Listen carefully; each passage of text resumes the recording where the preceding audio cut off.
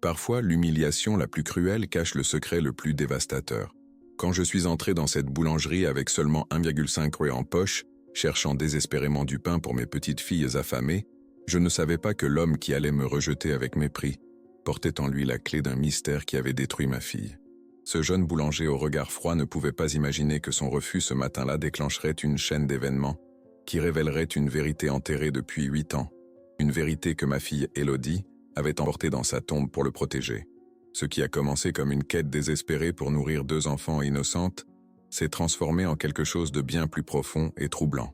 Quand le destin nous a réunis à nouveau à l'hôpital, quand mon sang rare a coulé dans ses veines pour lui sauver la vie, j'ai compris que rien dans cette rencontre n'était accidentel. Les yeux de mes petites filles me regardaient depuis son visage inconscient, et dans ma main tremblante, je tenais les lettres d'amour que ma fille morte avait cachées, des lettres qui portaient son nom. Cette histoire va vous bouleverser, vous faire pleurer, et vous forcer à réfléchir pendant des heures sur le prix du silence, le poids des secrets et le pouvoir destructeur de la lâcheté. Si vous voulez découvrir comment un simple morceau de pain refusé peut révéler un scandale familial déchirant, restez jusqu'à la fin. Abonnez-vous à la chaîne, laissez un like si cette histoire vous touche, et dites-moi en commentaire d'où vous nous regardez. Votre soutien signifie tout pour moi. Je me souviens encore de l'odeur du pain chaud ce matin-là, un parfum qui traversait la rue et tranchait le froid comme une promesse de réconfort. Mais je ne cherchais pas du réconfort. Je cherchais du pain. J'avais seulement 1,5 € dans la poche de mon manteau usé, et 2 petites filles affamées à la maison, endormies avec l'estomac qui criait famine. La clochette de la boulangerie a tinté quand je suis entré. Le jeune homme derrière le comptoir, beau, propre, avec son tablier blanc impeccable, m'a regardé comme on pèse la valeur d'une personne avant même de l'entendre parler. « Bonjour », ai-je dit, en essayant de sourire. « Je voudrais juste un pain, pour mes petites filles. » Il a regardé la pièce dans ma main tremblante et a répondu sans hésiter, avec ce ton sec qu'ont les gens qui n'ont jamais connu la faim. « Avec 1,5 € madame, vous n'achetez même pas une demi-baguette. » Le silence qui a suivi était plus glacial que le vent de décembre dehors. J'ai senti mon visage brûler. Pas de chaleur, non. De honte. Cette honte qui vous consume de l'intérieur, qui vous fait sentir transparente, invisible, comme si vous n'étiez plus qu'une ombre embarrassante dans un monde qui n'a plus de place pour vous. Derrière moi, une femme a toussé, impatiente. Le garçon s'est tourné vers elle et a crié « Suivant !» Je suis sorti sans dire un mot. Le pain, l'odeur, la chaleur, tout est resté là-dedans, avec ma dignité écrasée sur ce sol carrelé. De l'autre côté de la rue, je me suis assise sur un banc de pierre. Mes jambes ne me portaient plus. Le froid de novembre mordait mes os fragiles. Mais ce n'était rien comparé au froid que je ressentais dans ma poitrine. J'ai regardé mes mains, ces mains ridées qui avaient travaillé toute une vie, qui avaient percé ma fille Élodie, qui maintenant essayaient de tenir debout 2 petites âmes innocentes. Et c'est là, en observant le reflet de la vitrine brillante de la boulangerie, que j'ai remarqué quelque chose que je n'oublierai jamais. Le nom sur la façade. Boulangerie Thomas & Fils. Mon cœur s'est arrêté. Ce nom, ce maudit nom. Le même nom que ma fille avait chuchoté avant de mourir, il y a 3 ans, dans cette chambre d'hôpital qui sentait l'antiseptique et le désespoir. Maman, avait-elle murmuré, la main serrant la mienne avec une force qui me terrifiait. Si quelque chose m'arrive, protège-les, ne les laisse jamais savoir, ne les laisse jamais savoir qui était leur père. Qui, Élodie? Qui? Avais-je supplié, les larmes coulant sur mes joues. Mais elle avait seulement fermé les yeux, et un dernier souffle avait traversé ses lèvres. Thomas, le moine, et puis plus rien. Juste le bip monotone de la machine qui annonçait que mon unique enfant venait de partir pour toujours, me laissant seul avec 2 fillettes de 4 et 6 ans, un appartement glacial, et un secret que je ne comprenais pas. Assise sur ce banc, 3 ans plus tard, je fixais cette boulangerie, Thomas & Fils, Thomas le moine. Le jeune homme qui venait de me humilier était-il? Non, c'était impossible. Trop de coïncidences, trop de douleur pour une seule vie. J'ai serré la pièce de 1,5 € dans ma paume, jusqu'à ce qu'elle me fasse mal. Les passants me regardaient, cette vieille femme assise seule dans le froid, figée comme une statue de pierre. Certains détournèrent le regard, gênés. D'autres secouaient la tête avec pitié. Personne ne s'arrêtait, personne ne demandait. Dans une petite ville comme Saint-Laurent-sur-Loire, tout le monde connaît tout le monde. Mais personne ne veut vraiment savoir. Le vent a soulevé une feuille morte qui est venue se poser sur mes genoux. Je l'ai regardée, brune, fragile, abandonnée, comme moi. Je me suis levé lentement, mes genoux craquant sous l'effort. Il était temps de rentrer. Les petites allaient bientôt se réveiller, et je ne voulais pas qu'elles voient leurs yeux remplis de questions que je ne pouvais pas répondre. En marchant vers notre petit appartement rue des Lilas, j'ai croisé Madame Beaumont, notre voisine du 2e étage. « Bonjour Marguerite », a-t-elle dit avec ce sourire faux que les gens utilisent quand ils savent que vous souffrez, mais ne veulent pas s'impliquer. « Ça va ?»« Ça va. » Ai-je menti? Parce que c'est ce qu'on fait. On ment, on cache, on survit. Quand je suis entré dans l'appartement, Léa était déjà réveillée. À 8 ans, elle était trop mature pour son âge. Le genre d'enfant qui grandit trop vite parce que la vie ne lui laisse pas le choix. « Mamie ?» a-t-elle demandé doucement. « Tu as acheté du pain ?» J'ai regardé mes mains vides. « Pas aujourd'hui, ma chérie. Mais ne t'inquiète pas. Mamie va trouver quelque chose. » Elle n'a rien dit. Elle a juste hoché la tête avec cette résignation terrible que je détestais voir dans ses yeux. Manon, 6 ans, dormait encore, pelotonnée sous la couverture élimée que j'avais tricotée il y a des années, quand la vie avait encore un sens. J'ai posé la pièce de 1,5 sur la table de la cuisine et je l'ai fixée longtemps. Cette petite pièce, tout ce qui me restait jusqu'à la fin du mois. J'ai allumé le réchaud à gaz et préparé de l'eau chaude avec un peu de sucre. Ce n'était pas grand-chose, mais ça remplirait leur ventre pendant quelques heures. Pendant que l'eau chauffait, mon regard s'est posé sur la photographie accrochée au mur. Élodie, souriante, dans sa robe d'été jaune. Elle avait 23 ans sur cette photo. Belle, pleine de vie, pleine de secrets. La ville entière avait murmuré quand elle était tombée enceinte. Qui est le père? Pourquoi ne dit-elle rien? C'est forcément un homme marié. Je n'ai jamais confirmé, jamais démenti. J'ai juste serré les dents et protégé ma fille du mieux que je pouvais. Mais maintenant, assise dans cette cuisine froide, avec l'odeur du pain qui flottait encore dans ma mémoire, quelque chose en moi a commencé à changer. Un pressentiment, une certitude terrible. Le destin, pour une raison cruelle que je ne comprenais pas encore, était en train de me présenter une facture que je n'avais jamais demandée. Et ce pressentiment avait exactement la même odeur que le pain qui brûle. Cette odeur qui vous prévient qu'il est déjà trop tard pour sauver quoi que ce soit. À la maison, le froid semblait entrer par les os. Pas seulement le froid de novembre qui se glissait par les fissures des fenêtres mal isolées. Non, c'était un froid plus profond, plus ancien, celui qui s'installe quand on a perdu l'espoir de jours meilleurs. Les petites, Léa et Manon, dormaient blotties l'une contre l'autre sous la même couverture usée. Leur petit corps formait une boule de chaleur fragile dans ce grand lit qui avait appartenu à leur mère. Je les regardais respirer doucement, leur visage paisible dans le sommeil, et mon cœur se serrait tellement fort que j'avais du mal à respirer moi-même. Comment leur expliquer que mamie n'avait même pas pu leur acheter du pain ce matin? Comment leur dire que la pièce de 1,5 sur la table de la cuisine représentait tout ce qui nous séparait de la rue? J'ai laissé la pièce exactement là où je l'avais posée, comme un rappel, comme une accusation silencieuse contre moi-même, et je me suis dirigé vers la fenêtre qui donnait sur la rue des Lilas. Dehors, la vie continuait. Madame Beaumont sortait avec son petit chien qui jappait. Monsieur Girard rentrait de son travail à la quincaillerie, son sac à dos sur l'épaule. Le boulanger, ce Thomas qui venait de me briser, fermait probablement sa boutique, comptant ses gains de la journée sans penser une seule seconde à la vieille femme qui l'avait humilié quelques heures plus tôt. Le monde tournait, indifférent, cruel. J'ai allumé le petit réchaud à gaz, celui qui tremblotait dangereusement chaque fois que je l'utilisais, mais c'était tout ce que j'avais. La flamme bleue a dansé dans l'obscurité de la cuisine, projetant des ombres étranges sur les murs décrépits.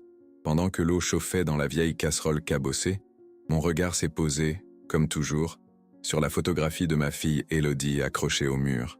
Elle souriait sur cette photo, un sourire lumineux, innocent, celui d'avant, avant la grossesse, avant les chuchotements, avant que la vie ne la broie comme on broie du grain. Élodie avait été mon soleil, ma raison de vivre. Après la mort de mon mari, Henri, emporté par un cancer fulgurant il y a 15 ans, elle était devenue tout pour moi. Nous n'avions que nous deux dans ce monde cruel. Et puis, un jour, elle est rentrée à la maison, les yeux rouges, les mains tremblantes, et m'a annoncé qu'elle était enceinte. « Qui est le père ?» avais-je demandé, essayant de garder mon calme. Elle avait secoué la tête, les larmes coulant sur ses joues. « Je ne peux pas te le dire, maman. S'il te plaît, ne me demande pas. » »« Mais Élodie, tu dois... »« Non !» avait-elle crié avec une violence qui m'avait glacé. « Je ne peux pas, tu ne comprends pas. Si je parle, tout s'effondre, pour lui, pour moi, pour tout le monde. » Je n'avais jamais insisté. J'avais respecté son silence, même quand les voisines me regardaient avec pitié, même quand les commerçants baissaient la voix quand je passais, même quand le curé de Saint-Pierre m'avait suggéré avec délicatesse que ma fille devrait peut-être quitter la ville pour éviter le scandale. Je m'étais battu pour elle. J'avais levé la tête haute. J'avais serré les dents contre les rumeurs et les jugements. Et maintenant, 3 ans après sa mort, j'étais là, seul, avec ses 2 filles, essayant de survivre avec 1,5 € en poche. La bouilloire a sifflé, me sortant de mes pensées sombres. J'ai versé l'eau chaude dans 2 bols, ajouté une cuillère de sucre dans chacun. Du sucre que j'avais volé.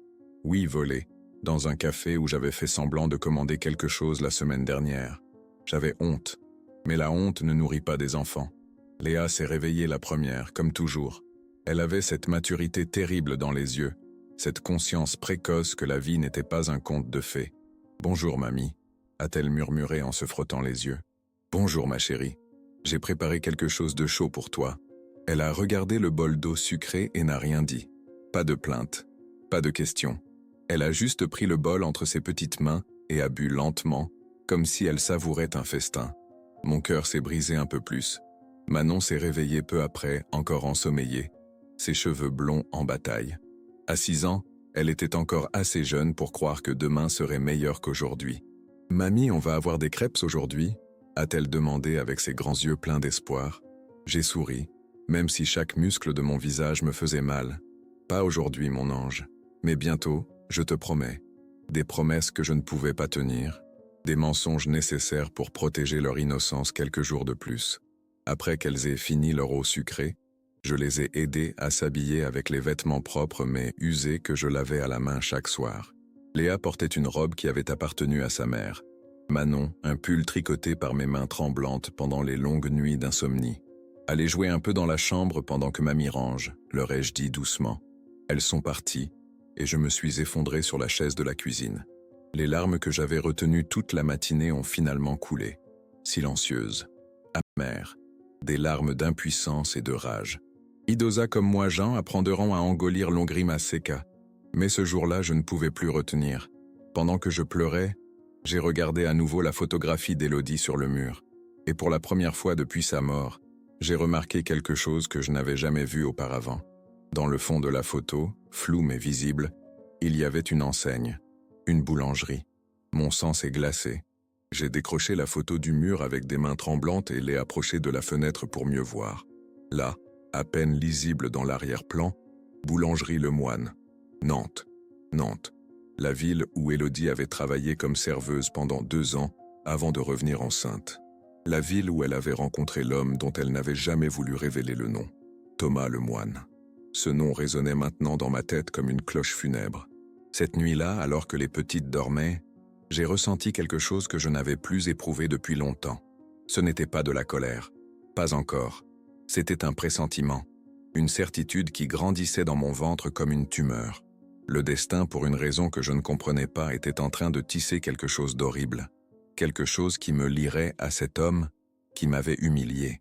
Quelque chose qui me forcerait à affronter des vérités que j'avais enterrées avec ma fille. Et ce pressentiment avait exactement la même odeur que le pain qui brûle. Cette odeur qui vous avertit qu'il est déjà trop tard pour éviter le désastre.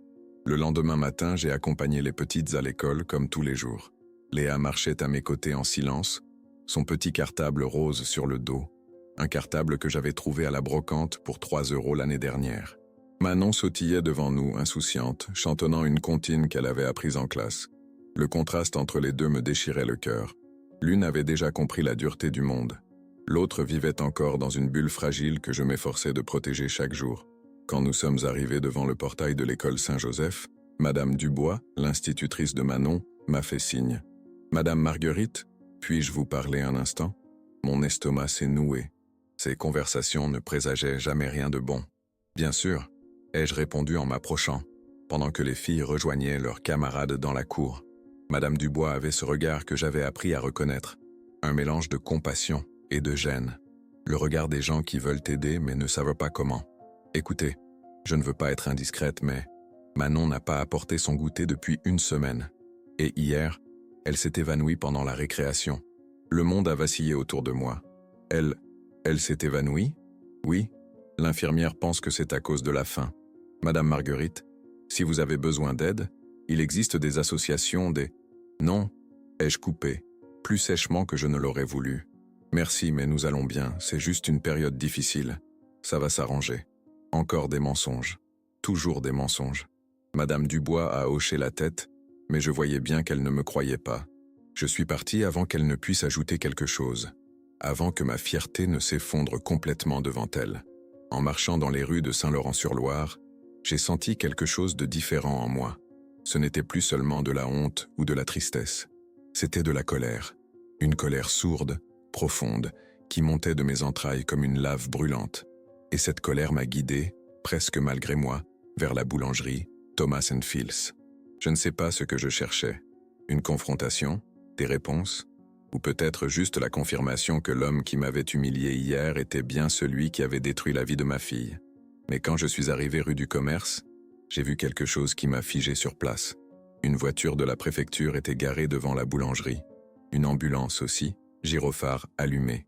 Un petit attroupement de curieux s'était formé sur le trottoir. Mon cœur s'est mis à battre violemment. Je me suis approché, me faufilant entre les gens qui murmuraient entre eux. Qu'est-ce qui s'est passé? Ai-je demandé à Monsieur Rousseau, le quincaillier. C'est le jeune Thomas. Malaise cardiaque, paraît-il. Ils sont en train de le sortir. À ce moment précis, la porte de la boulangerie s'est ouverte. 2 ambulanciers portaient une civière.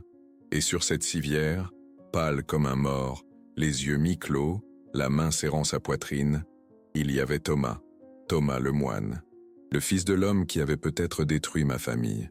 Ou peut-être était-ce lui. Mon esprit tournait à toute vitesse. Quel âge avait-il? 30 ans? 32? C'était difficile à dire avec son visage déformé par la douleur. Un paramédic parlait dans sa radio et j'ai entendu des mots qui ont glacé mon sang. Besoin urgent de transfusion. Type O négatif. Je répète, O négatif. O négatif. Le même groupe sanguin que moi. Rare. Si rare. J'aurais dû partir. J'aurais dû tourner les talons et rentrer chez moi. Cet homme, ou son père, avait ruiné la vie de ma fille. Pourquoi devrais-je me soucier de lui? Mais quelque chose de plus fort que la logique me retenait.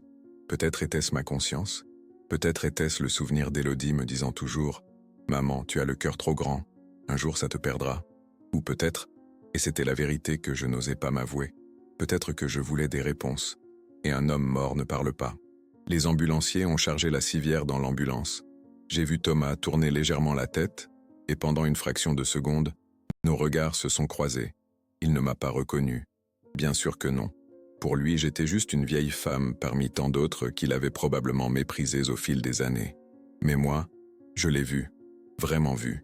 Et dans ses yeux gris-bleus, troublés par la douleur et la peur, j'ai reconnu quelque chose qui m'a coupé le souffle.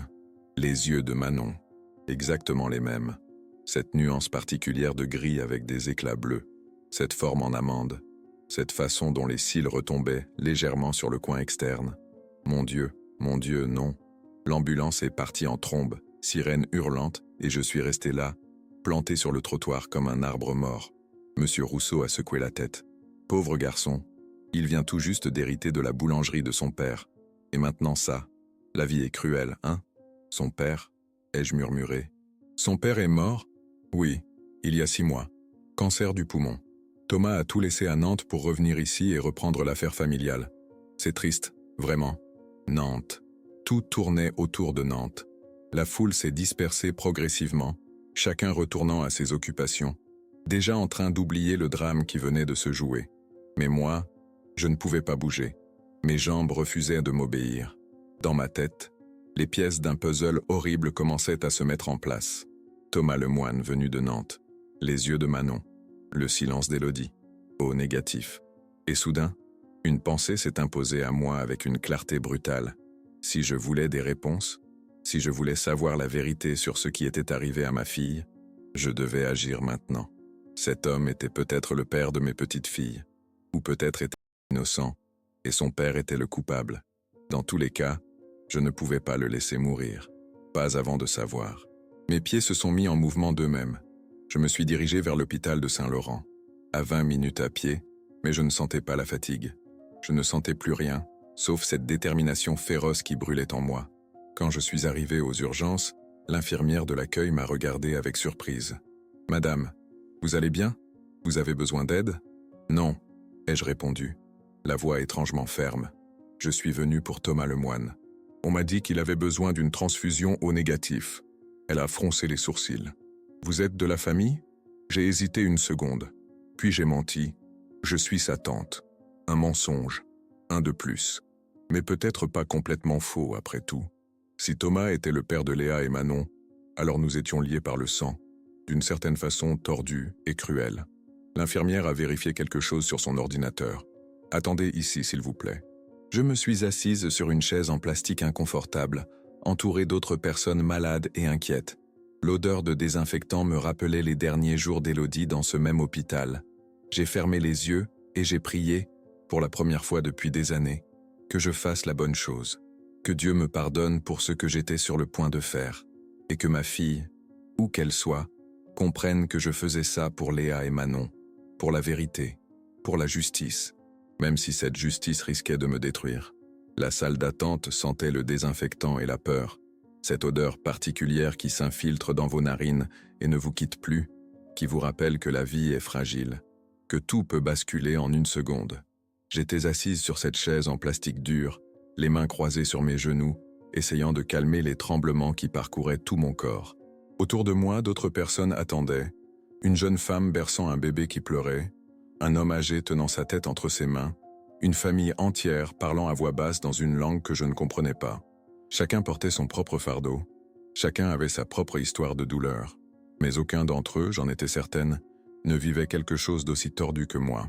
J'allais peut-être donner mon sang, ce liquide précieux qui coulait dans mes veines de vieille femme fatiguée, à l'homme qui avait possiblement détruit la vie de ma fille unique. L'ironie était si cruelle qu'elle en devenait presque comique. Madame Marguerite Beaumont, une infirmière, venait d'apparaître tenant un dossier à la main. Elle était jeune, avec des cheveux tirés en chignon strict et des yeux fatigués qui avaient probablement vu trop de souffrance pour son âge. « C'est moi », ai-je répondu en me levant, mes genoux craquant sous l'effort. « Suivez-moi, s'il vous plaît. » Nous avons traversé un long couloir aux murs blancs et stériles, éclairé par des néons agressifs qui me donnaient mal à la tête. Nos pas résonnaient sur le linoléum usé. Je pouvais entendre, derrière les portes que nous dépassions, des gémissements de douleur, des bips de machines, des murmures de médecins. La vie et la mort dansaient ensemble dans ces couloirs, se frôlant, se confondant. L'infirmière m'a fait entrer dans une petite salle d'examen. « Le médecin va venir vous voir dans un instant pour vérifier que vous êtes en état de donner du sang. » Elle est partie, me laissant seule avec mes pensées qui tournaient comme des vautours affamés. Qu'est-ce que je faisais là? Pourquoi ne rentrais-je pas simplement chez moi auprès de mes petites filles qui avaient besoin de moi? Parce que tu as besoin de savoir, a murmuré une voix dans ma tête. Parce que si tu le laisses mourir maintenant, tu ne sauras jamais la vérité. Et cette vérité, tu la dois à Élodie. Tu la dois à Léa et Manon. La porte s'est ouverte et un homme d'une 50aine d'années est entré, stéthoscope autour du cou. Le docteur Mercier, selon le badge accroché à sa blouse blanche. « Madame Beaumont, c'est très généreux de votre part de venir si rapidement. » Il a ouvert mon dossier. « Vous êtes bien O négatif ?»« Oui, parfait. C'est un groupe sanguin rare, vous savez. Monsieur Lemoine a beaucoup de chance que vous soyez là. De la chance. » Le mot résonnait étrangement dans ma tête. Le médecin a commencé à me poser les questions habituelles. Maladie, allergie, médicaments. J'ai répondu mécaniquement, comme un automate. « Vous êtes sûr que vous vous sentez assez forte pour faire ce don? À votre âge. »« J'ai 68 ans, docteur, pas 90, ai-je coupé avec une pointe d'irritation. Et je me sens parfaitement capable. Mensonge. Je ne m'étais jamais senti aussi faible de toute ma vie.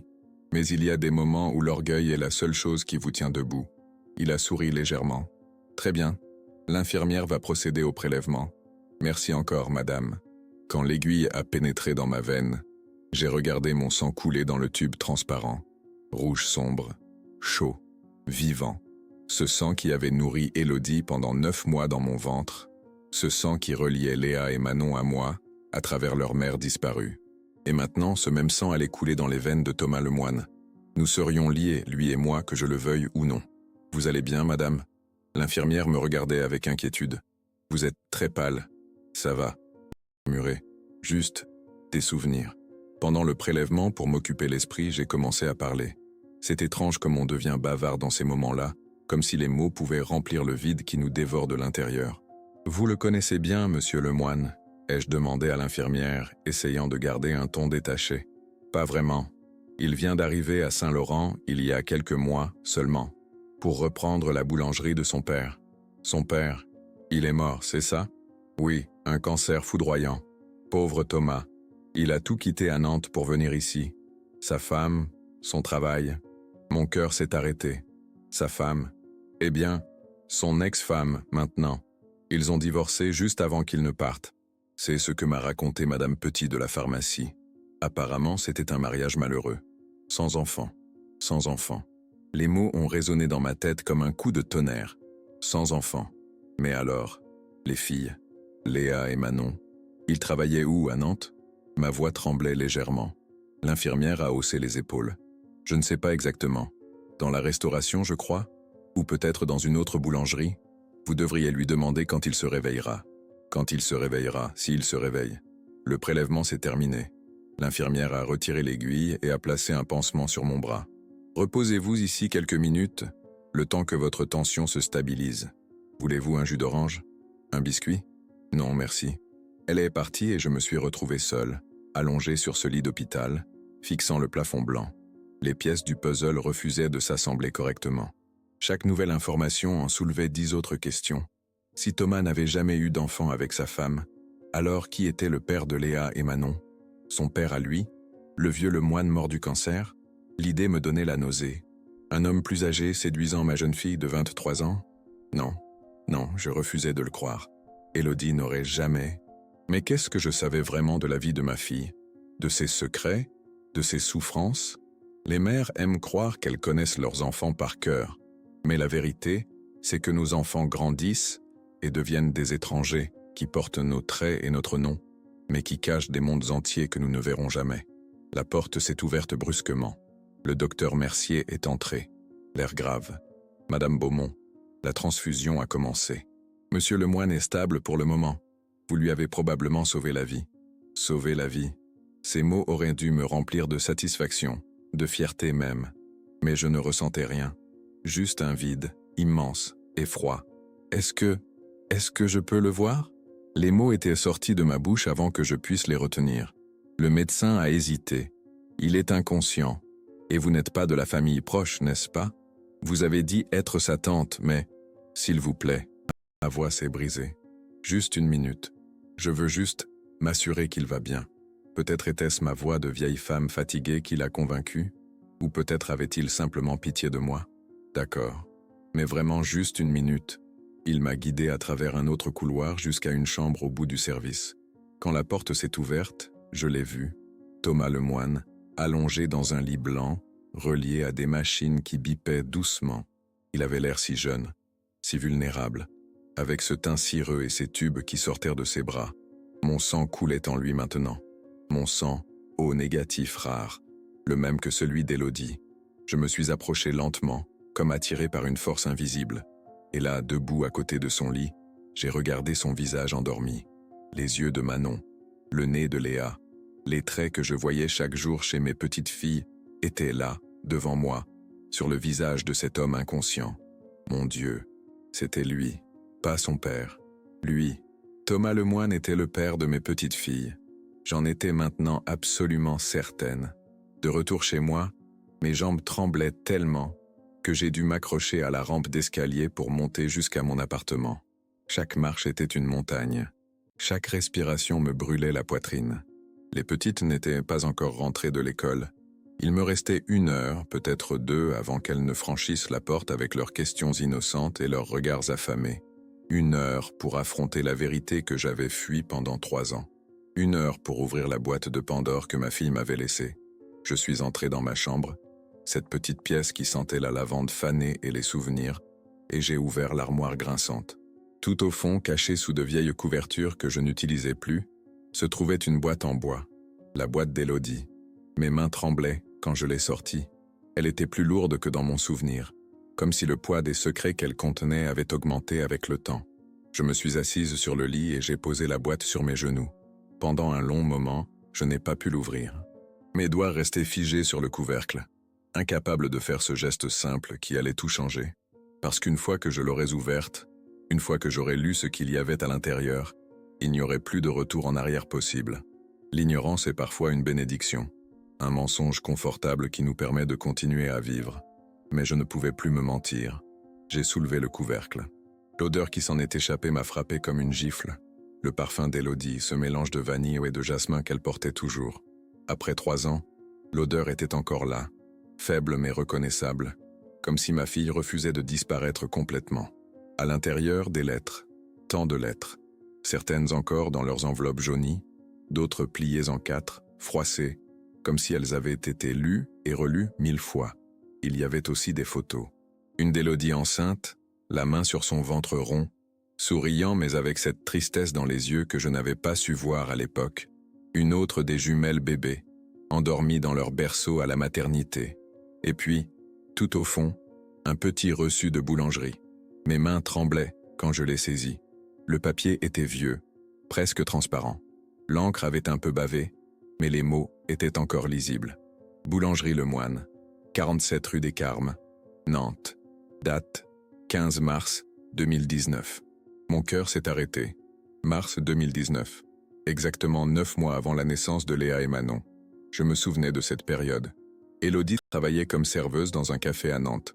Elle rentrait rarement à Saint-Laurent, toujours avec des excuses. Trop de travail, pas assez d'argent pour le train, des amis à voir. Et puis, un jour d'août, elle était revenue, enceinte, refusant de parler du père. J'ai posé le reçu de côté et j'ai pris la première lettre de la pile. L'écriture était masculine, ferme mais légèrement tremblante par endroits, comme si l'auteur avait écrit dans l'urgence, dans la peur d'être découvert. Mon Élodie, je pense à toi chaque seconde de chaque jour. Ton sourire me hante. Ta voix résonne dans ma tête même quand je suis entouré de silence. Je sais que ce que nous faisons est mal. Je sais que je devrais être plus fort, que je devrais résister. Mais comment résister au soleil quand on a vécu toute sa vie dans l'obscurité? Ma femme ne me comprend pas. Elle ne m'a jamais compris. Notre mariage est une prison dorée, une façade pour satisfaire les convenances sociales. Mais avec toi, je suis vivant pour la première fois de ma vie. Je t'aime. Je sais que ces mots sont dangereux, qu'ils peuvent détruire des vies, mais ils sont vrais. Attends-moi. Bientôt, je trouverai le courage de tout quitter. Bientôt, nous serons libres. Thomas, les larmes ont brouillé ma vision. J'ai dû m'arrêter de lire, le souffle coupé par une vague de rage et de douleur mêlée. Thomas, ce lâche, ce menteur, il avait promis à ma fille de quitter sa femme. Il lui avait fait croire qu'ils auraient un avenir ensemble. Et puis quoi? Il l'avait abandonnée, laissée seule et enceinte. J'ai pris une autre lettre, datée de quelques semaines plus tard. Mon amour, je suis désolé de ne pas avoir pu te voir cette semaine. Mon père est malade et ma femme surveille tous mes mouvements. Elle commence à avoir des doutes. Hier soir, elle a fouillé mes poches et a trouvé le ticket de train pour Nantes. J'ai dû inventer une histoire sur un fournisseur à rencontrer. Elle ne m'a pas cru. Je le voyais dans ses yeux, mais elle n'a rien dit. La tension à la maison devient insupportable. Mais je te jure que bientôt, très bientôt, je serai libre. Et nous pourrons vivre notre amour au grand jour. En attendant, retrouve-moi samedi à notre endroit habituel. J'ai besoin de te tenir dans mes bras, de respirer ton parfum, de me rappeler pourquoi je me bats. Je t'aime plus que ma propre vie. Thomas. J'ai continué à lire, lettre après lettre, chacune révélant un peu plus de cette histoire sordide. Thomas et Élodie s'étaient rencontrés à la boulangerie. Elle venait y acheter son pain chaque matin avant son service au café. Ils avaient commencé à bavarder. Puis les bavardages étaient devenus des conversations. Les conversations, des rendez-vous secrets. Et l'amour, ou ce qu'ils croyaient être de l'amour, était né dans le mensonge et la clandestinité. Mais plus je lisais, plus je voyais un schéma se dessiner. Thomas promettait toujours, mais ne quittait jamais sa femme. Il disait que son père était malade, que ce n'était pas le bon moment, que sa femme était fragile, qu'il ne pouvait pas lui faire ça maintenant, qu'il fallait attendre encore un peu, juste un peu. Et Élodie, ma pauvre Élodie, avait cru. Elle avait attendu, elle avait espéré, jusqu'à ce qu'elle tombe enceinte. La dernière lettre était différente des autres, plus courte, plus froide. Élodie, ce qui s'est passé entre nous était une erreur. Une belle erreur. Mais une erreur quand même. Je ne peux pas quitter ma femme. Je ne peux pas détruire ma famille. Mon père compte sur moi pour reprendre la boulangerie un jour. J'ai des responsabilités. Tu es jeune? Tu trouveras quelqu'un d'autre. Quelqu'un qui pourra t'offrir ce que je ne peux pas te donner. Je suis désolé. Vraiment. S'il te plaît, ne cherche plus à me contacter. Thomas. Cette lettre était datée du 10 juin 2019. 3 mois après le reçu de la boulangerie, quelques semaines avant qu'Élodie ne découvre qu'elle était enceinte. Il l'avait abandonnée, lâchement, cruellement. Et ma fille, ma belle Élodie courageuse, avait tout gardé pour elle. Elle était rentrée à Saint-Laurent, le ventre rond, la tête haute, refusant de nommer le père de ses enfants, protégeant ce salaud jusqu'au bout. Pourquoi? Pour quelle raison absurde? J'ai trouvé la réponse dans un petit carnet caché sous les lettres. Le journal intime d'Élodie, 15 août 2019. Je sais que maman me demande qui est le père. Elle me supplie de parler, mais je ne peux pas. Si je dis son nom, toute la ville saura. Sa femme saura. Son père malade saura. Et Thomas perdra tout. La boulangerie, sa réputation, sa famille. Je ne peux pas lui faire ça. Malgré ce qu'il m'a fait, malgré la douleur, je ne peux pas le détruire. Peut-être que je suis stupide. Peut-être que je l'aime encore. Ou peut-être que je veux juste que mes filles aient un père qui existe quelque part dans le monde, même s'il ne les connaîtra jamais. Je vais élever ces bébés avec tout l'amour que j'ai. Et un jour, si elles me demandent qui est leur père, je leur dirai qu'il aimait le pain chaud et le parfum de lavande. C'est tout ce qu'elles ont besoin de savoir. Les larmes coulaient, maintenant librement sur mes joues. Je pleurais pour ma fille, pour son sacrifice absurde, pour son amour gaspillé. Je pleurais aussi pour moi, pour toutes ces années où j'aurais pu faire quelque chose, dire quelque chose, si seulement j'avais su. Mais surtout, je pleurais parce que maintenant, je savais. Thomas Lemoine était le père de Léa et Manon, et il ne le savait même pas. Les jours suivants ont passé dans une brume étrange. Je vivais comme un automate. Je préparais les repas maigres pour les petites. Je les accompagnais à l'école. Je souriais quand il le fallait. Mais à l'intérieur, j'étais déchiré entre 1000 émotions contradictoires. La colère, la tristesse, et pire que tout, l'indécision. Que devais-je faire de cette vérité que je détenais maintenant? Devais-je la garder pour moi comme Élodie l'avait fait? Ou devais-je la révéler? Peu importe les conséquences. La nuit, je ne dormais presque plus. Je fixais le plafond de ma chambre, rejouant dans ma tête les mêmes scènes encore et encore. Élodie enceinte, seule, abandonnée. Thomas écrivant ses lettres pleines de promesses vides. Mes petites filles qui grandissaient sans père, sans savoir d'où venait la moitié de leur sang. Et puis, un jeudi après-midi, alors que je rentrais du marché avec 3 pommes et un bout de fromage, tout ce que je pouvais me permettre, j'ai entendu des coups à ma porte. Mon cœur s'est mis à battre violemment. Personne ne venait jamais me voir. Personne ne s'intéressait à la vieille Marguerite et ses 2 petites filles orphelines. J'ai ouvert la porte. Et là, devant moi, encore un peu pâle mais debout, se tenait Thomas Lemoine.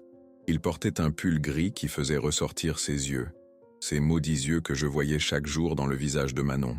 Il tenait une grande sacoche en papier dans une main et un bouquet de fleurs des champs dans l'autre. « Madame » a-t-il dit, et sa voix tremblait légèrement. « Je ne sais pas si vous vous souvenez de moi.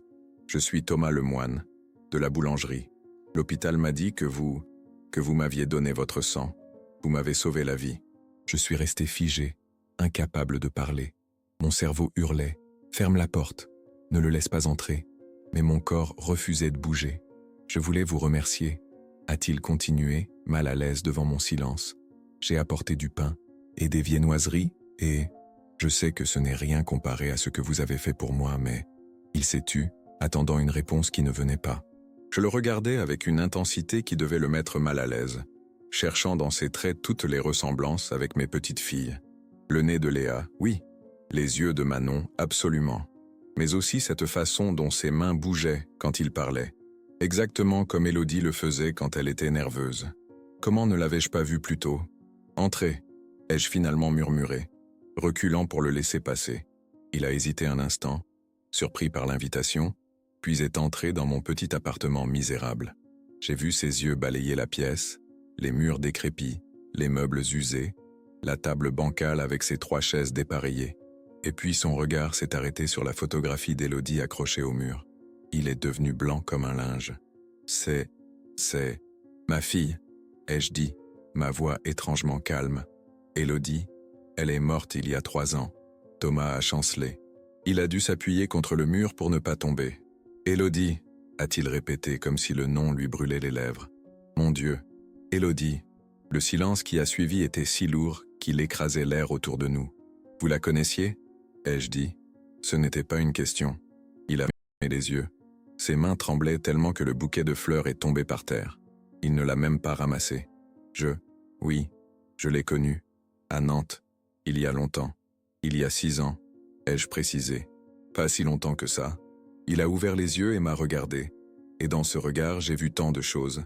La culpabilité, la peur, le chagrin, la honte. Comment est-elle morte? Sa voix n'était plus qu'un murmure brisé. Leucémie, ai-je répondu. Elle a lutté pendant 8 mois. À la fin, elle pesait à peine 40 kilos. Elle avait perdu ses cheveux, ses forces, tout. Mais elle a continué à sourire pour ses filles jusqu'au dernier jour. Ses filles? Le mot est sorti de sa bouche dans un souffle. J'ai hoché la tête lentement. Oui, Léa et Manon, des jumelles. Elles ont 8 et 6 ans maintenant. J'ai vu la vérité se dessiner sur son visage comme on regarde une catastrophe arriver au ralenti. Ses yeux se sont écarquillés, sa bouche s'est ouverte, ses jambes ont vacillé et il a dû s'asseoir sur la chaise la plus proche avant de s'effondrer. Non, a-t-il murmuré. Non, ce n'est pas possible. Elle ne m'a jamais dit.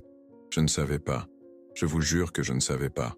Elle ne vous l'a pas dit parce que vous l'aviez déjà abandonnée quand elle a découvert qu'elle était enceinte. Ai-je répondu, et ma voix était maintenant chargée de toute la colère que j'avais retenue pendant des jours. Vous lui avez envoyé une lettre pathétique lui disant que votre relation était une erreur, que vous aviez des responsabilités, que vous ne pouviez pas quitter votre femme. Il a enfoui son visage dans ses mains. Oh mon Dieu, elle vous a protégé, ai-je continué impitoyable. Elle n'a jamais révélé votre nom. Elle a enduré les commérages, les regards méprisants, la solitude.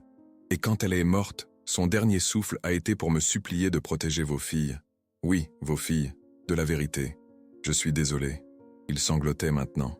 Je suis tellement désolé. J'étais un lâche. J'avais peur. Ma femme, mon père, la boulangerie. J'ai tout mis avant elle, avant l'amour.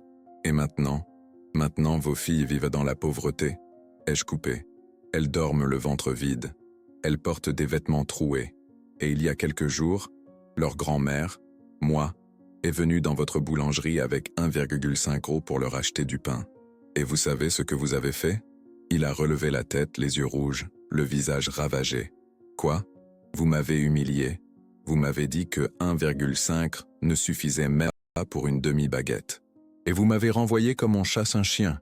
La réalisation a frappé son visage comme une gifle. C'était vous, la vieille dame. Mon Dieu, c'était vous. C'était moi, la grand-mère de vos enfants que vous ne connaissiez même pas, les enfants d'Élodie que vous avez abandonnés. Thomas s'est levé brusquement. Il a commencé à faire les 100 pas dans ma petite cuisine, les mains dans les cheveux, murmurant des mots incohérents. Je ne savais pas. Comment aurais-je pu savoir? Élodie ne m'a jamais contacté après ma lettre. J'ai pensé qu'elle avait refait sa vie. J'ai pensé, vous n'avez rien pensé du tout, ai-je dit avec amertume. Vous avez juste continué votre petite vie confortable, en essayant d'oublier la femme que vous aviez détruite. Il s'est arrêté de marcher et m'a regardé droit dans les yeux. Vous avez raison, j'ai été un monstre, un égoïste. Et maintenant il est trop tard. Élodie est morte. Je ne peux plus m'excuser, je ne peux plus réparer ce que j'ai brisé. Non, ai-je dit doucement. Vous ne pouvez pas réparer le passé, mais vos filles sont toujours vivantes. Le silence est retombé entre nous. Thomas s'est rassis lentement. Il regardait ses mains comme s'il ne les reconnaissait pas. Est-ce que je peux les voir? A-t-il finalement murmuré. S'il vous plaît. J'ai regardé cet homme brisé devant moi. Cet homme qui avait détruit la vie de ma fille. Cet homme dont le sang coulait dans les veines de Léa et Manon. Et j'ai pris une décision. Non, ai-je dit. Pas encore. D'abord, vous allez écouter toute l'histoire. Vous allez lire les lettres qu'Élodie a gardées. Vous allez comprendre ce que votre lâcheté a coûté. Je suis allé chercher la boîte en bois dans ma chambre et je l'ai posée devant lui sur la table. Et ensuite, vous déciderez si vous êtes prêt à être le père que ces petites méritent. Ou si vous allez les abandonner une deuxième fois. Ses mains tremblaient quand il a ouvert la boîte. Et moi, je suis sorti sur le petit balcon pour pleurer en silence, pendant qu'il découvrait la vérité que j'avais portée seul pendant si longtemps. Thomas est resté dans mon appartement pendant plus de 3 heures ce jour-là. Je l'entendais de temps en temps, des sanglots étouffés, le froissement du papier des lettres, le silence lourd de quelqu'un qui affronte ses démons. Quand il est finalement parti, il n'a rien dit. Il a juste posé la boîte sur la table avec une délicatesse infinie, comme si elle contenait quelque chose de sacré. Puis il est sorti, les épaules voûtées, un homme détruit. Les jours suivants, je ne l'ai pas revu. La boulangerie est restée ouverte, mais j'évitais de passer devant. Je n'étais pas prête pour une nouvelle confrontation. Pas encore. Et puis, ce dimanche-là, quelque chose d'étrange s'est produit. C'était le 17 novembre.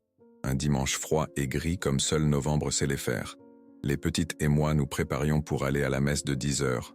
Non pas que je fusse particulièrement pieuse, mais c'était l'un des rares endroits où on nous offrait encore un sourire, même hypocrite. En descendant la rue des Lilas vers l'église Saint-Pierre, nous sommes passés devant la boulangerie Thomas & Fils. Normalement, le dimanche matin, il y avait toujours une queue devant la porte. Les gens de Saint-Laurent-sur-Loire adoraient acheter leurs croissants tout chauds et leurs baguettes croustillantes après la messe. Mais ce matin-là, la boulangerie était fermée, complètement fermée. Les volets métalliques étaient baissés, et sur la porte scotché à la hâte un simple papier blanc avec quelques mots écrits à la main, « Fermé, pour cause de vérité ». Mon cœur s'est arrêté. « Mamie, pourquoi la boulangerie est fermée ?»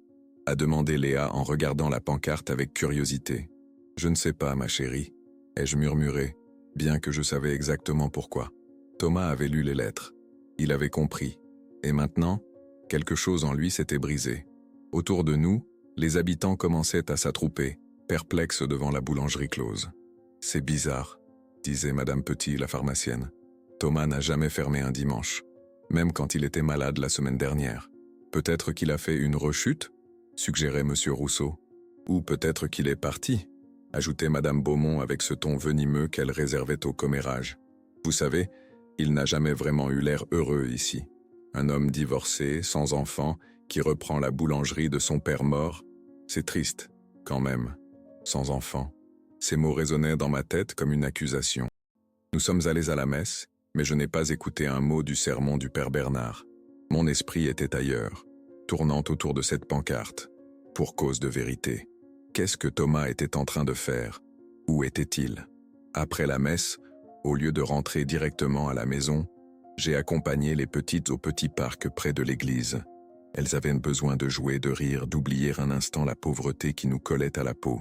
Pendant qu'elles se balançaient sur les vieilles balançoires rouillées, j'ai vu arriver Madame Dupont, notre voisine du 4e étage. Elle marchait vite, essoufflée, comme si elle avait quelque chose d'urgent à dire. « Marguerite !» a-t-elle appelé en s'approchant. « Vous avez entendu ?»« Entendu quoi ?» Thomas Lemoine. On l'a vu ce matin au cimetière, devant la tombe d'Élodie. Le monde a basculé autour de moi. « Quoi ?» Oui, Madame Girard l'a croisé quand elle allait fleurir la tombe de son mari. Elle dit qu'il était là depuis l'aube, assis par terre, en train de pleurer. Il avait apporté des fleurs blanches, des roses blanches, comme on en met pour les jeunes mortes. Mon sang s'est glacé dans mes veines. Thomas au cimetière, devant la tombe d'Élodie.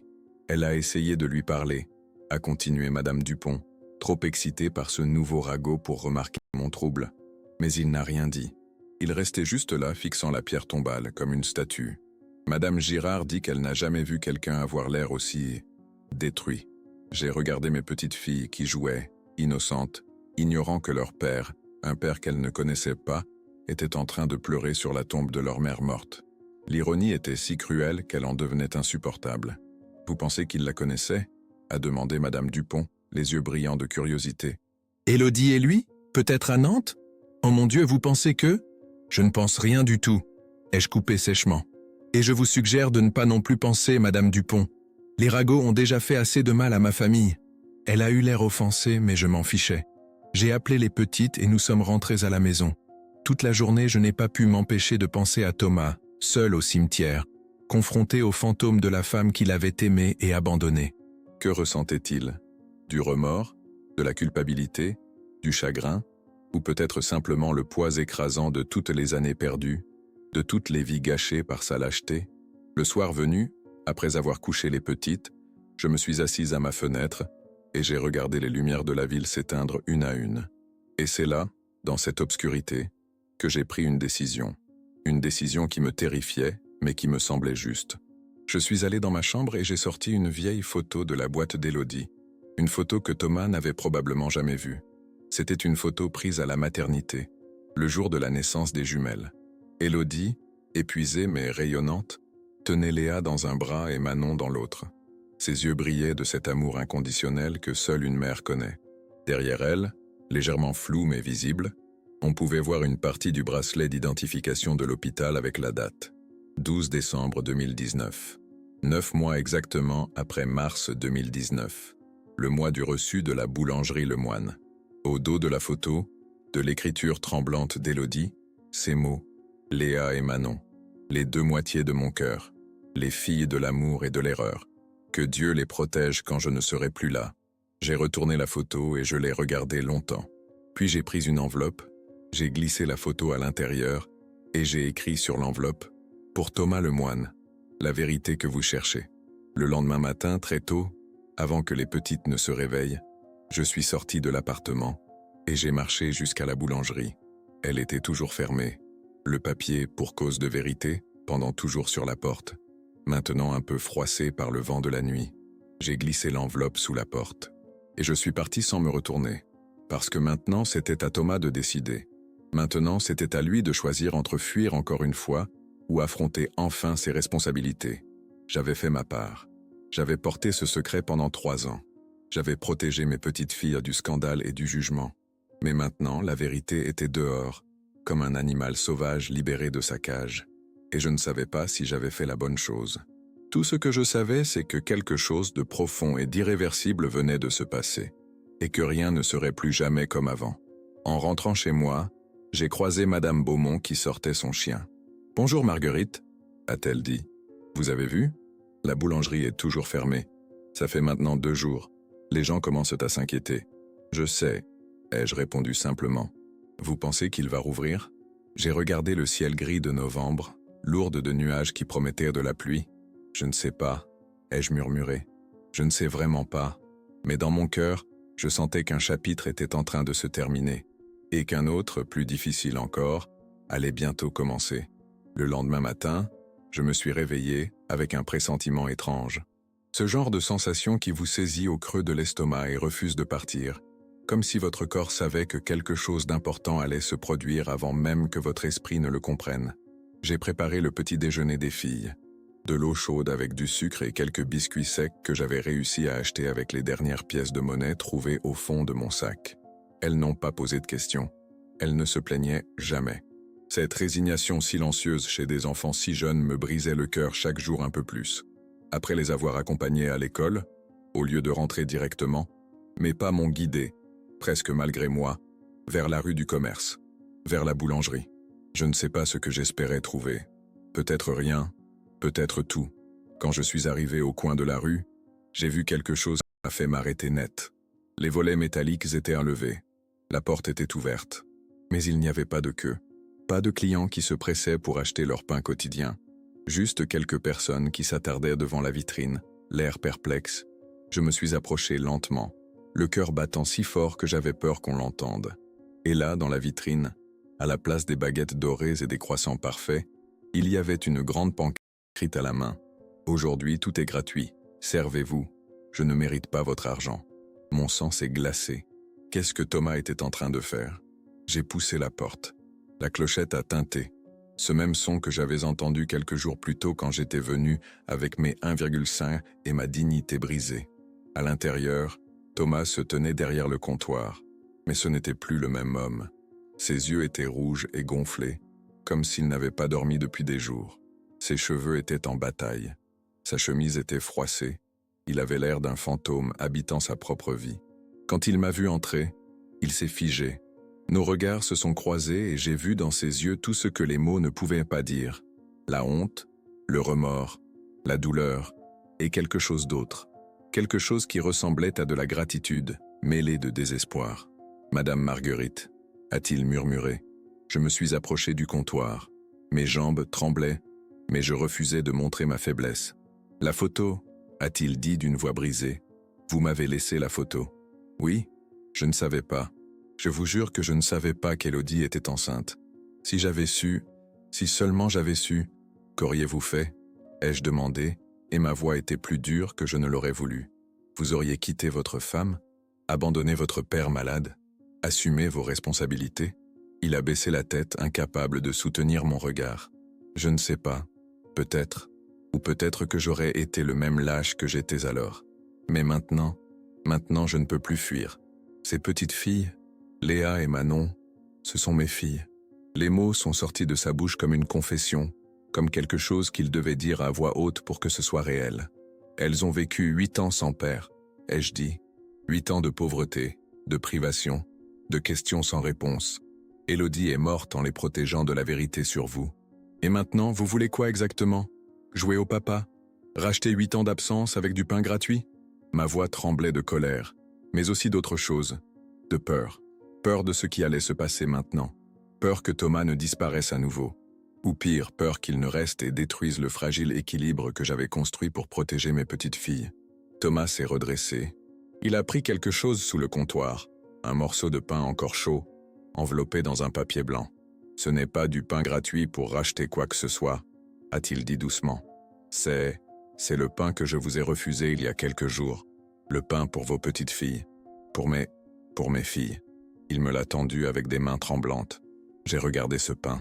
Ce simple morceau de nourriture qui était devenu le symbole de tant de choses, de l'humiliation, de la pauvreté, de l'abandon, mais aussi maintenant, peut-être, d'une possibilité de rédemption. J'ai pris le pain. Il était chaud dans mes mains. Il sentait bon. Ce parfum réconfortant qui m'avait torturé quelques jours plus tôt était maintenant une promesse de quelque chose de différent. Je ne peux pas effacer le passé, a dit Thomas, et des larmes coulèrent maintenant sur ses joues, sans qu'il essaie de les cacher. Je ne peux pas ramener Élodie. Je ne peux pas récupérer les 8 années que j'ai perdues avec mes filles. Mais je peux essayer d'être là maintenant, si vous me le permettez. Si elles veulent de moi. Ce n'est pas à moi de décider, ai-je répondu. C'est à Léa et Manon. Ce sont elles qui ont souffert. Ce sont elles qui méritent la vérité. Et le choix. Il a hoché la tête, comprenant. Est-ce que je peux les rencontrer? Pas comme leur père, pas tout de suite. Juste pour les voir. Pour savoir qui elles sont. J'ai regardé cet homme brisé devant moi. Cet homme qui avait détruit tant de choses par sa lâcheté. Mais qui maintenant, peut-être, essayait sincèrement de réparer ce qui pouvait l'être. Venez dimanche prochain, ai-je finalement dit. Pour le déjeuner, je leur dirai que vous êtes un ami. Quelqu'un qui a connu leur mère. Nous verrons comment elles réagissent. Et après, nous déciderons de la suite. Merci. Sa voix n'était qu'un murmure étouffé par l'émotion. Merci, Madame Marguerite. Je ne mérite pas votre générosité, mais je vous promets que je ne les décevrai plus. Plus jamais. Des promesses. Toujours des promesses. Mais cette fois, quelque chose dans ses yeux me disait qu'il était sincère. Ou peut-être voulais-je simplement le croire pour Léa et Manon, pour qu'elles aient enfin une chance d'avoir un père. Je me suis dirigé vers la porte, le pain chaud contre ma poitrine. Avant de sortir, je me suis retourné une dernière fois. Thomas, ai-je dit, le pain qu'on refuse à un innocent, c'est le même qu'on se brise dans l'âme en le refusant. Vous comprenez ça maintenant? Il a fermé les yeux et a hoché la tête lentement. Oui, je comprends. Je suis sorti de la boulangerie et j'ai marché dans les rues de Saint-Laurent-sur-Loire avec ce pain dans mes mains. Les gens me regardaient repasser, la vieille Marguerite qui avait toujours l'air si fatiguée, si pauvre, si seule. Mais ce matin-là, pour la première fois depuis des années, je ne me sentais pas seul. Je sentais Élodie marcher à mes côtés, invisible mais présente, me soufflant doucement. Merci, maman. Merci de leur donner une chance. Merci de ne pas le détruire comme il méritait de l'être. Quand je suis rentré à la maison, j'ai posé le pain sur la table. Et j'ai pleuré. Longtemps. Des larmes de libération, de douleur, d'espoir et de terreur mêlées. Le dimanche suivant, Thomas est venu déjeuner chez nous. Il a apporté plus de pain, des gâteaux, des fruits. Léa et Manon l'ont regardé avec curiosité, ne comprenant pas qui était cet homme étrange qui souriait tristement en les observant. Je ne leur ai pas dit la vérité ce jour-là, ni le suivant. Mais lentement, semaine après semaine, Thomas est devenu présent dans leur vie. Et un jour, quand elles seraient prêtes, je leur raconterai toute l'histoire. L'histoire de leur mère courageuse, de leur père lâche devenu brave, de leur grand-mère qui avait porté le poids du secret pour les protéger. Et peut-être, juste peut-être, elle comprendrait que l'amour n'est jamais simple, que le pardon est la chose la plus difficile au monde, et que parfois, il faut briser avant de pouvoir guérir. The End, voilà, c'est mon histoire. L'histoire d'une grand-mère qui a dû choisir entre la vengeance et le pardon, entre protéger un secret ou libérer une vérité dévastatrice. Aujourd'hui, quand je regarde Léa et Manon jouer avec leur père, je me demande encore si j'ai fait le bon choix. Aurais-je dû garder le silence pour toujours? Ou avais-je le devoir de révéler qui était vraiment Thomas? Et vous, qu'auriez-vous fait à ma place? Auriez-vous donné votre sang pour sauver l'homme qui a détruit votre fille? Auriez-vous ouvert la porte de votre maison à celui qui avait refusé du pain à vos petites filles affamées? La vie nous met parfois face à des choix impossibles, où il n'y a pas de bonne réponse, seulement des conséquences que nous devons porter. J'ai appris que le pardon n'efface pas la douleur, mais qu'il peut transformer la haine en quelque chose de plus supportable, que les secrets nous protègent parfois, mais nous emprisonnent toujours, et que l'amour d'une mère, même morte, continue de guider ceux qu'elle a laissés derrière elle. Élodie m'a appris que la dignité ne se mesure pas à ce que nous possédons, mais à ce que nous sommes prêts à sacrifier pour ceux que nous aimons. Si cette histoire vous a touché, si elle vous a fait réfléchir sur vos propres choix et vos propres secrets, abonnez-vous à cette chaîne pour entendre d'autres histoires qui bouleversent et transforment. Laissez un like si vous pensez que le pardon est possible même dans les circonstances les plus cruelles, ou un commentaire pour me dire ce que vous auriez fait à ma place. Partagez cette histoire avec quelqu'un qui a besoin d'entendre qu'il n'est jamais trop tard pour réparer ce qui a été brisé. Merci de m'avoir écouté. Et rappelez-vous, le pain qu'on refuse à un innocent est le même qu'on se brise dans l'âme en le refusant.